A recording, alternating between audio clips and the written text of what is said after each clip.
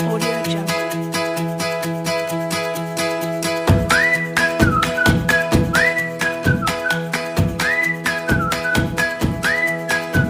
Jungle.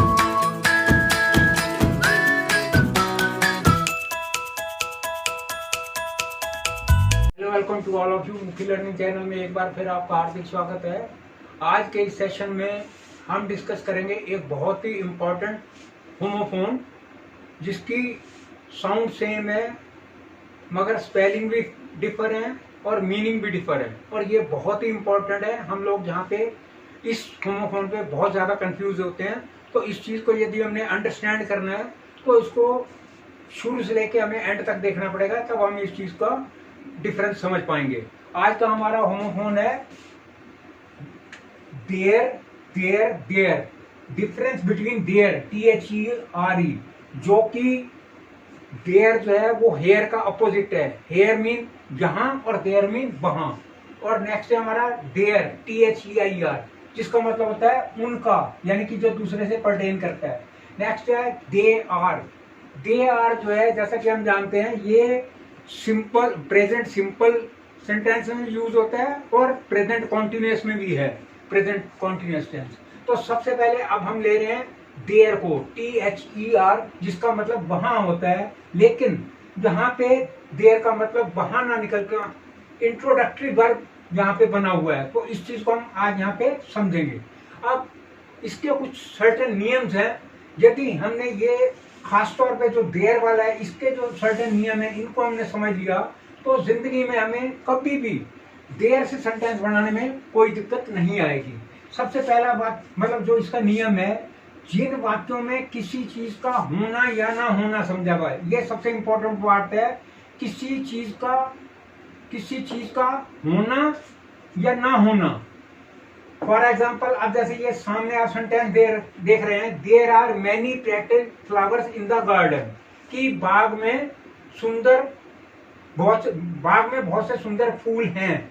अब यदि हम समझें तो हैं, नहीं समझे तो नहीं है। तो ये क्लियर है कि जिन वाक्यों में किसी चीज का होना या ना होना समझा जाए वो देयर से स्टार्ट होंगे।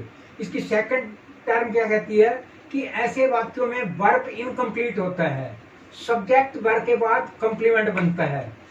वाक्यों में वर्ब, जैसा कि हमें पता है वर्ब हमारे क्या है, इज, आर, वाज, वर्ब। तो अब यहाँ पे हम सेंटेंस में देख रहे हैं कि सब्जेक्ट, ऐसे वाक्यों में वर्ब इनकम्प्लीट होता है। यहाँ पे वर्ब जो है हमारा इज जो है वो इनकम्प्लीट है, और उसके बाद सब्जेक्ट वर्ब के बाद आता है। सब्जेक्ट जो है वो सब्जेक्ट इस चीज में क्या है हमारा, 5 रुपी नोट। तो ये 5 रुपी नोट उसके बाद में है और वो क्या कंप्लीमेंट बन जाता है, यानी कि पूरा कंप्लीट सेंटेंस बन जाता है। अब सब्जेक्ट शुरू में नहीं होता, इन वाक्यों में देयर का कोई अर्थ नहीं होता। अब सब्जेक्ट, ये जितने भी देयर से बनने वाले सेंटेंस होंगे उनमें कभी सब्जेक्ट जो है वो स्टार्टिंग में नहीं आता है, जबकि नॉर्मली जो हमारे सेंटेंस होते हैं सब्जेक्ट सबसे पहला होता है, लेकिन इस केस में सब्जेक्ट पहले नहीं होता है और इसलिए वो देयर से स्टार्ट होते हैं। और यहाँ पे सबसे बड़ा इंपॉर्टेंट है कि देयर का यहाँ पे कोई अर्थ नहीं होता।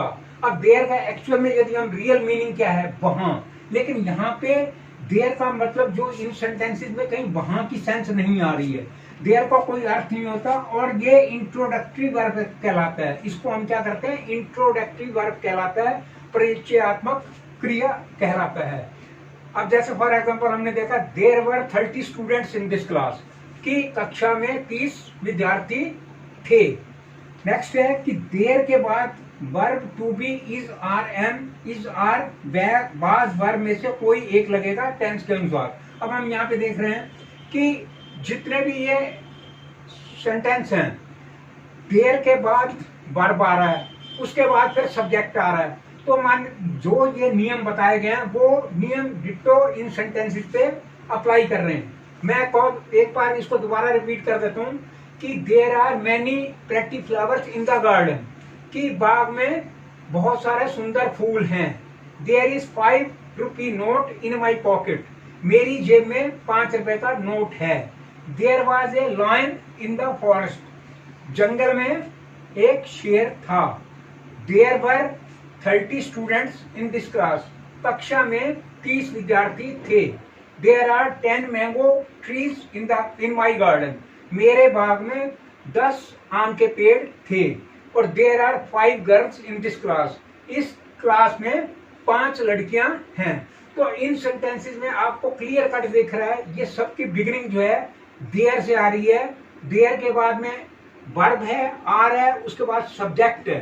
तो मैं समझता हूँ ये चारों पॉइंट इस पे डिट्टो अप्लाई हो रहे हैं और इस चीज को हमने अंडरस्टैंड कर लिया होगा। और यदि फिर भी हमें समझ नहीं आता तो बार बार हम इसको देखें और समझने की कोशिश करें। एक बार ये फंडा क्लियर हो गया कि जिन वाक्यों में किसी चीज का होना या ना होना समझा जाए वो देयर से स्टार्ट होते हैं। अभी इसके नियम कुछ बाकी हैं, उनको और हम डिस्कस करते हैं।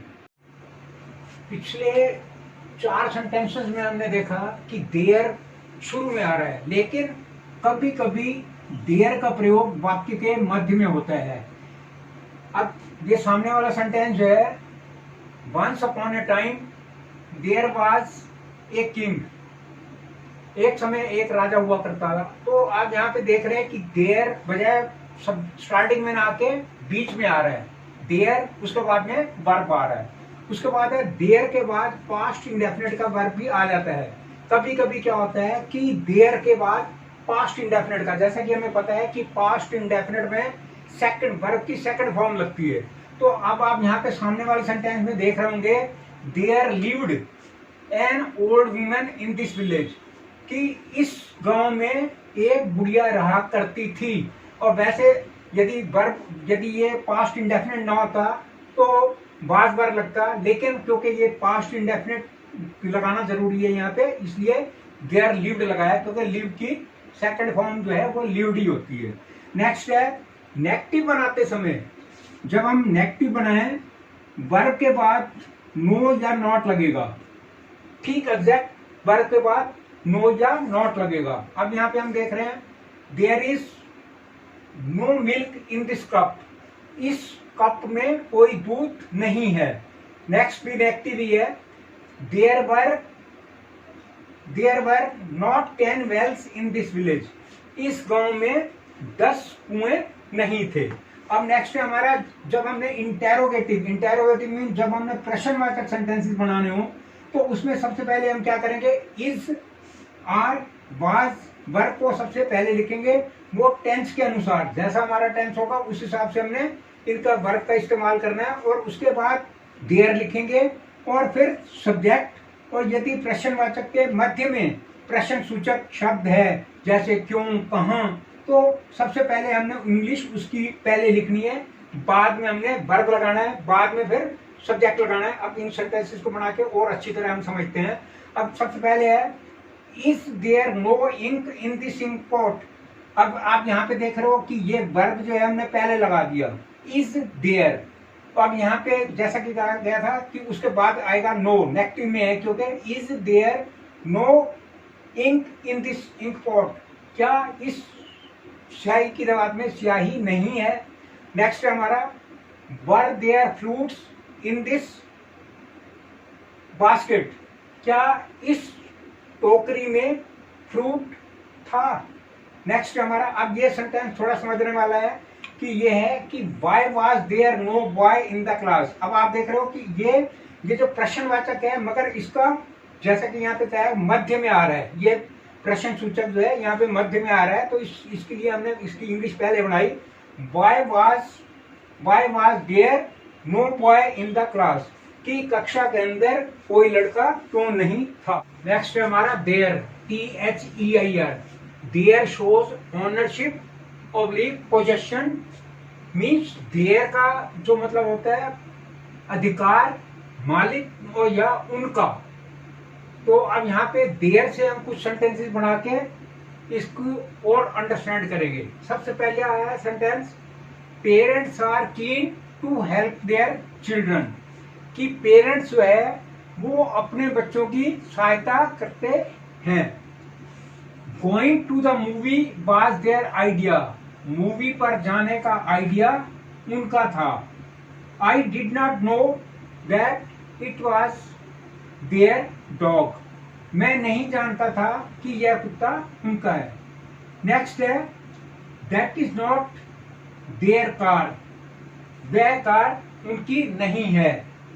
इज इट देयर बैग, क्या ये बैग उनका है? ये इंटेरोगेटिव चल रहा है। अभी हमने पहले दो सेंटेंसेस अफर्मेटिव थे, ये दो सेंटेंसेस नेगेटिव थे, जिसमें दिखाया गया किस तरह से वर्ब के बाद जो है नो या नॉट लगा हुआ है। तो अब यहाँ पे भी आप ऊपर वाले अब नेक्स्ट हमारा ये इंटेरोगेटिव सेंटेंसेस है, तो इसमें वर्ब पहले आएगा। Is it their dog, is it their bag, क्या ये बैग उनका है? अब ये इसके अंदर जो है how had they lost their mobile phone, उन्होंने किस तरह अपना मोबाइल बैग को अपना मोबाइल फोन खो दिया था। तो अब यहाँ पे क्योंकि ये जो प्रश्नवाचक था, लेकिन प्रश्नवाचक सूचक जो है वो बीच में आ रहा था, इसलिए हमने हाउ यानी कि हाउ पहले आएगा, उसके बाद वर्ब आएगा, उसके बाद फिर ये यहाँ पे देयर का इस्तेमाल किया गया। तो how had they lost their mobile phone, किस तरह से उन्होंने अपना मोबाइल फोन खो दिया था। नेक्स्ट है do you know their address, क्या आप उनका एड्रेस जानते हैं? नेक्स्ट है are they not learning their lesson, क्या वे अपना पाठ याद नहीं कर रहे हैं? तो नेक्स्ट है हमारा they are. They're a contraction of they are. They're जो है वो दे आर का कॉन्ट्रैक्शन है और ये ही शी इट का प्लूरल है। तो अब यहाँ पे हम कुछ सेंटेंसेस बना के इस चीज को और अंडरस्टैंड करते हैं। जैसा कि जानते हैं हम, ये प्रेजेंट सिंपल में और ये प्रेजेंट कॉन्टिन्यूअस में। प्रेजेंट सिंपल में किस तरह से यूज होता है और प्रेजेंट कॉन्टिन्यूअस में। अब जैसे यहाँ पे हम कुछ सेंटेंसेस बना के इस चीज को और डिफाइन करेंगे। दे आर गुड बॉयज, वे अच्छे लड़के हैं। और यहाँ पे ये प्रेजेंट कॉन्टिन्यूअस में जब आएगा तो दे आर प्लेइंग क्रिकेट, वे क्रिकेट मैच खेल रहे हैं। दे आर माई फ्रेंड्स, ये प्रेजेंट सिंपल है, वे मेरे दोस्त हैं। They are singing a song, वे गाना गा रहे हैं। अब ये तो थे अफर्मेटिव। अब हम नेगेटिव में देखते हैं कि वर्ब के बाद ही हमें नॉट, नो या नॉट लगाना है। जैसे दे आर नॉट हेल्पफुल, वे हेल्पफुल नहीं हैं। यहाँ पे ये प्रेजेंट सिंपल था। They are not helping anyone, वे किसी की सहायता नहीं कर रहे हैं। नेक्स्ट है they are not good in studies, वे पढ़ाई में अच्छे नहीं हैं। ये था। अब यहाँ पे प्रेजेंट कॉन्टिन्यूअस में they are not doing their homework well in time, वह अपना समय पर घर का काम नहीं कर रहे हैं। अब ये तो थे नेगेटिव। अब यहाँ पे इंटेरोगेटिव में वर्ब पहले आ जाएगा। तो अब जैसे आर दे नॉट रिच, क्या वे अमीर नहीं हैं? यहाँ पे ये था प्रेजेंट सिंपल। और इसके अंदर कॉन्टिन्यूअस में are not they going to school, क्या वे स्कूल नहीं जा रहे हैं? नेक्स्ट है आर दे ऑनेस्ट, क्या वे ईमानदार हैं? प्रेजेंट सिंपल में। और प्रेजेंट कॉन्टिन्यूअस में why are not they playing today, वे आज क्यों नहीं खेल रहे हैं? तो इस तरह से आज के इस सेशन में हमने एक most important homophone there, their and they're को अच्छी तरह से यहाँ पे डिफाइन किया। और मैं समझता हूँ इस सबसे सिंपलेस्ट फॉर्म में इस चीज को समझाया गया है। यदि हमने इस चीज को अंडरस्टैंड, और ये कॉमनली एग्जाम्स वगैरह में आता है, तो इसलिए यदि हमने इसको अच्छी तरह से समझना है तो शुरू से लेके एंड तक वीडियो देखनी है। तो मैं व्यूअर से रिक्वेस्ट करूंगा वो मैक्सिमम सब्सक्राइब करें, शेयर करें, लाइक करें। Audio Jungle.